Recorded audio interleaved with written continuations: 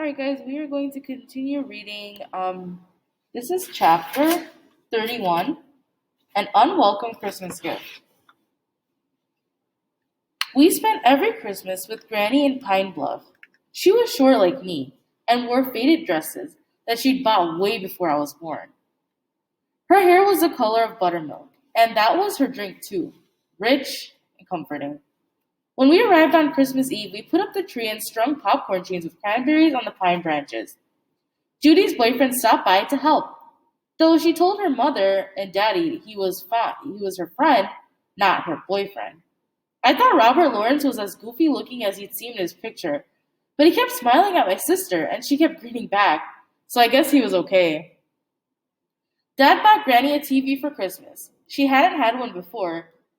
Don't need one either. You shouldn't have spent the money, is what she said. But after dinner, she was the one who said, well, as long as the contraption's here, you might as well set it up. So while Mother and Judy and I hung the stockings, David and Daddy unwrapped and positioned the new set. We sat down with a cup of hot chocolate and a bowl of roasted chestnuts to watch the 10 o'clock news. The weatherman was just starting his report.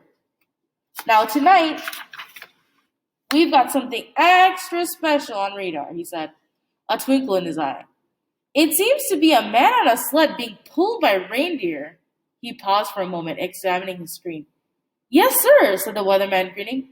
I do believe Santa Claus is on his way. Granny laughed so hard, I was afraid her false teeth would fall out. After the news, Judy and I went up to her room. There were two twin beds and a small desk where Judy did her homework. Even though we were in the same room, I could feel the distance between us. Which bed should I take? I asked. You can have the one by the window, said Judy. I sat down on the worn quilt. There was a large chestnut tree right outside the window. Did Granny get the chestnuts from the tree? I asked. Judy didn't respond. When I turned to look at her, I realized she was already asleep. I could never sleep on Christmas Eve, so I sat up and gazed at the moon and stars through the branches. Even though I knew I was too old, I kept hoping to see Santa. I didn't feel tired at all, but I guess at some point I must have put my head on my pillow, because a moment later, Judy was shaking me awake. Merry Christmas, Marley. I smiled back. Merry Christmas, Judy. I put on my robe and followed her down the stairs. Daddy stood at the bottom, leaning against the railing and sipping a cup of coffee. There you girls are. He winked at me and said, I think Santa might have left you something. There were oranges and walnuts in my stockings. Judy and I each got new socks and a new sweater, cashmere. Mine was pink and hers was green. And I got a copy of the new Buddy Holly album. That'll be the day. I was just going to ask to use Granny's record player when Daddy cleared his throat and said, I believe there's one more present no one has opened yet. I glanced around the room. I didn't see any unopened boxes. Where? You have to find it, said Daddy. Who's it for? Asked Judy. All of you, said Daddy. Judy and David started searching them, looking in corners and boxes and under scraps of paper. I sat still for a moment and watched Daddy. He kept glancing at the tree. I went over and looked between the glass balls and the popcorn chains for an ornament we hadn't hung there the day before. It only took me a minute to find it, a small wooden airplane, hand-carved with a note taped to the tail. Marley found it! Exclaimed Daddy. Everyone crowded around me. What does it say? Asked David. I unfolded the note and cleared my throat. This entitles the Nisbet family to one airplane ride from Pine Bluff to Little Rock. An airplane ride? Mother asked. Oh, Daddy! Judy exclaimed, racing over to give him a big hug. How exciting! Wow, said David. An airplane ride? I repeated Mother's words. Daddy picked up the small wooden plane and made it soar through the air like a little boy playing with the toy. Flight is one of the modern miracles. Why, I tell you, there is nothing like soaring high over the trees like a bird. Flying meant we'd be high in the air, looking down, kind of like standing on top of a high dive. And that was not an experience I wanted to have again. An airplane ride is expensive, said Mother. We usually buy the children's savings bonds. Thought we needed something a little more exciting this year, said Daddy. Are you gonna come with us? Judy asked Daddy. Nah, I've already been up in an airplane twice. Besides, somebody's got to drive the car back to Little Rock. How about Granny? David asked. You want to come along? Granny shook her head. I remember the first time I rode in an automobile. Seemed unnatural then to move across the ground so quickly. But flying, no thank you. I'm not a bird and I'm keeping my 2 feet firmly on the ground. Then she smiled sheepishly. Besides, I want to stay home and watch the new TV. Everyone laughed then, except me. I was longing for a savings bond. Chapter 32. The Airplane Ride. While we were at Granny's, Judy talked about Robert Lawrence so much, David threatened to start charging her a nickel every time she said his name. To be fair, she also asked about my math lessons with Mr. Harding and painted my nails and listened to the Buddy Holiday album with me until we both knew all the words by heart. But there was still a distance between us. Silences in our conversations where there used to be none. No matter what I did, I couldn't find the right moment to tell her about Liz. All too soon it was December 31st and we were driving to the airport. My stomach was one big knot. I knew I was going to hate flying. I didn't like new things. I didn't like heights. Planes were new and they went high in the air. Plus, they sometimes crashed. All those things were bad. I wish I could stay with Granny, watching the nice, safe TV. But Daddy was so excited and had spent so much money on the tickets, I couldn't disappoint him. Besides, Liz would kill me if I had the chance to go up in an airplane and didn't take it. At least I had the feather she'd given me in my pocket, a black feather that helped Dumbo fly. Maybe it would help me too. The Pine Bluff Airport was a new building of cement blocks. There was a small waiting area with seats and tables and 2 big doors and numbers over them. A man with a cart was selling Cokes and candy bars. We had about an hour before our flight, so Daddy went over to him and came back carrying a bag of treats. I opened a payday and the smell of peanuts and caramel, which I usually love, made me feel sick. Great. The first time in my life I ever got a candy bar all to myself, and I couldn't even take a bite. The others chatted and ate, and the minutes crept by, both too long and way too short. Daddy drained the last of his Coke and glanced at his watch. Only 10 more minutes and I'm going to check you all in at the gate. Mother and Judy got up to look at the plane out the window, but David stayed at the table with me. You gonna eat that? He said, pointing at my candy bar. I shook my head. He picked it up and took a bite. What's going on with you and Judy?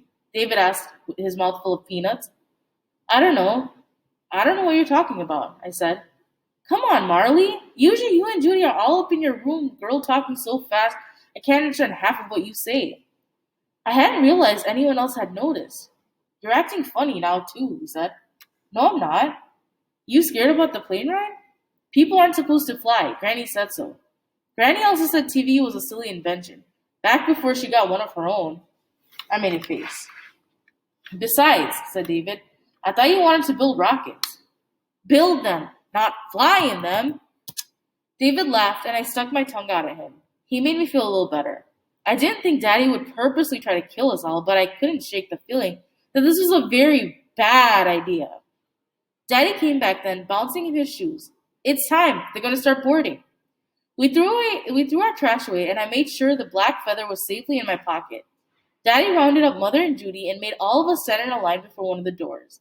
He handed each of us a small piece of paper which read, Trans-Texas Airways, Pine Bluff, Arkansas to Little Rock, Arkansas. Then Daddy went down the line and kissed us all. Like we were going on a long trip. Like we were going off to war. Like he was never going to see us again.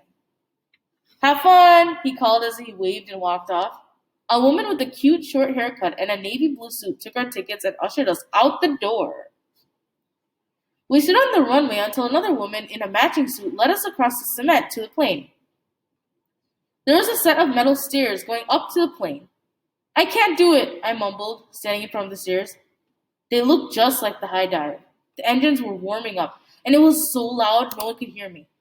I'm not going, I yelled. Mother was ahead of me. What? She called, turning back briefly, but she wasn't really listening. I automatically followed her. I willed myself to stop, and after a moment I did, right on the second step. David leaned over and shouted into my ear, "Keep moving, sis." I shook my head, but he pushed me from behind. I would have fallen, but my stupid feet caught me, and I started going up the stairs. The wind picked up and blew my hair in my face. I felt dizzy, my hands were hot, and my feet were cold, and everything sounded funny, like people were talking underwater at the pool. It was like when I did the class presentation. I'd been sure I was going to faint then too. But I hadn't. I'd actually done a pretty good job. I stuck my hand in my pocket and touched the tip of the feather. Before I knew it, I was ducking inside the plane. It was just a metal tube with two seats on one side of the narrow aisle. Mother sat with David, and Judy and I sat next to each other. The stewardess showed us how to buckle our seatbelts. When I looked out the window, I could see a man directing the plane onto the runway. The plane began to move, and I closed my eyes. I squeezed them tight until I saw silver stars on the inside of my lids. I wasn't going to open them again until this was all over and we were safe on the ground. Or until we were dead, smushed all over the concrete. I thought the second possibility was much more likely. But then, the plane gave a funny lurch like nothing had ever felt before. And without thinking, I opened my eyes and glanced out the window. We were only a few feet off the ground, but the plane got higher quickly, rocking back and forth as it climbed. It was a gentle motion, not scary, like being in a cradle for grown-ups. We flew over the airport parking lot, and I caught a glimpse of Daddy standing by the car and waving like a madman.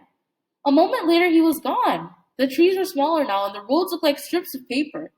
We were sailing over an old quarry and a river and lots of forest. I turned to Judy. "Isn't this amazing?" Judy was staring directly ahead, her face pale and her lips green. "Are you okay?" I asked. "Don't talk to me," Judy snapped. I glanced over at David and Mother. David had one hand on her forehead and was leaning against a seat in front of her. David tried to smile. "You all right?" I asked. "Just a little sick," said David. I felt great. We were flying over a highway now, racing the cars that looked like toys on the road below. Everything went white, and it took me a moment to realize we had flown into a cloud. The cloud looked so solid, I could have sworn I could jump on it like a feather bed. And yet, the airplane cut through it as easy as a hot knife in butter. After a moment, I could see the green ground below again, playing peekaboo with me through the holes in the clouds. The woman in the navy uniform came by. "Would you like anything to drink?" Judy shook her head. She turned to me. "Coke or coffee?" "Coke, please," I said firmly, just like a grown-up. Then I realized I had spoken to a stranger, and I hadn't even counted prime numbers first. We will stop here for today. See you guys next time.